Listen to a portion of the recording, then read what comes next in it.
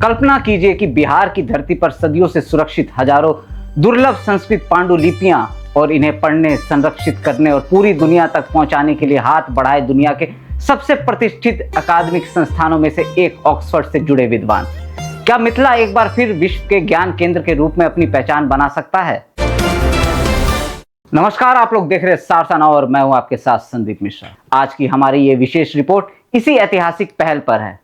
आखिर क्या है पूरा मामला? दरभंगा स्थित महिला संस्कृत शोध संस्थान और ऑक्सफोर्ड संस्कृत टेक्स्ट सोसाइटी के बीच संस्थागत सहयोग यानी MOU का प्रस्ताव सामने आया है। राज्यसभा सांसद एवं जदयू के कार्यकारी राष्ट्रीय अध्यक्ष संजय कुमार झा ने मुख्यमंत्री सम्राट चौधरी को पत्र लिखकर इस सहयोग के लिए राज्य सरकार से आवश्यक प्रशासनिक स्वीकृति देने का अनुरोध किया है।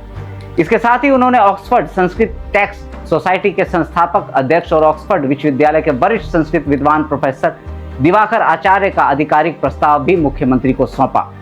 मुख्यमंत्री ने इस पहल का स्वागत करते हुए इसे बिहार की सांस्कृतिक विरासत के लिए महत्वपूर्ण अवसर बताया। आखिर क्यों है यह संस्थान खास? दरभंगा का मिथिला संस्कृत शोध संस्थान वर्षों से भारतीय ज्ञान परंपरा का महत्वपूर्ण केंद्र रहा है। यहाँ न्याय, दर्शन, व्याकरण सहित साहित्य, आयुर्वेद, ज्योतिष और भारतीय चिंतन से जुड़ी हजारों दुर्लभ संस्कृत पांडुलिपियां सुरक्षित है। विशेषज्ञों के अनुसार इनमें से कई पांडुलिपियां ऐसी हैं जिनका व्यवस्थित वैज्ञानिक अध्ययन अभी बाकी है। आखिर प्रस्ताव में क्या है? ऑक्सफोर्ड संस्कृत टेक्स्ट सोसाइटी के प्रस्ताव के अनुसार सबसे पहले संस्था की पांडुलिपियों का आधुनिक वैज्ञानिक कैटलॉग तैयार किया जाएगा। इसके बाद डिजिटलीकरण, संरक्षण, समालोचनात्मक संस्करण यानी क्रिटिकल एडिशन, अंतर्राष्ट्रीय शोध, संयुक्त प्रकाशन, शोधार्थियों का आदान प्रदान, कार्यशैलियां, फेलोशिप और वैश्विक अकादमिक सहयोग जैसे क्षेत्रों में काम किया जा सकता है। यानी बिहार की बौद्धिक विरासत सीधे वैश्विक शोध समुदाय तक पहुंच सकती है। अब इस पर मुख्यमंत्री ने क्या कहा? मुख्यमंत्री ने सम्राट चौधरी का कहना है, यह पहल बिहार की गौरवशाली सांस्कृतिक और बौद्धिक विरासत को अंतर्राष्ट्रीय मंच पर नई पहचान दिला सकती है। उन्होंने कहा कि राज्य सरकार प्राचीन पांडुलिपियों के संरक्षण, डिजिटलीकरण और शोध को प्राथमिकता दे रही है। मुख्यमंत्री ने यह भी कहा कि यह पहल प्रधानमंत्री नरेंद्र मोदी के ज्ञान भारतम मिशन को बिहार में नई गति दे सकती है।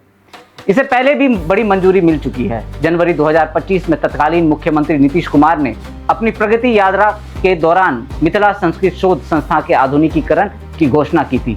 इसके बाद फरवरी 2025 में बिहार कैबिनेट ने संस्थान के भवन, परिसर विकास और पांडुलिपियों के संरक्षण के लिए करीब 57 करोड़ रुपए मंजूर किए।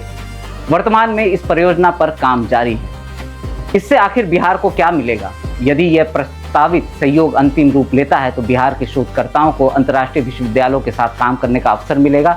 दुर्लभ पांडुलिपियां विश्व स्तर पर शोध का हिस्सा बनेंगी। नई रिसर्च, नई किताबें और भारतीय ज्ञान परंपरा पर वैश्विक विमर्श को नई दिशा मिल सकती है।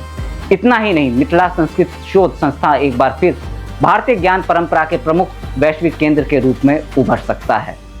अब यहाँ पर एक महत्वपूर्ण बात समझनी जरूरी है। अभी ये MOU पर हस्ताक्षर नहीं हुए हैं। फिलहाल ऑक्सफोर्ड संस्कृत टेक्स्ट सोसाइटी की ओर से प्रस्ताव भेजा गया है। संजय कुमार झा ने बिहार सरकार से औपचारिक सहयोग का अनुरोध किया है। मुख्यमंत्री ने इस पहल का स्वागत करते हुए आवश्यक प्रशासनिक प्रक्रिया आगे बढ़ाने के संकेत दिए हैं। यानी यह प्रक्रिया अभी प्रस्ताव और सरकारी कार्रवाई के चरण में है।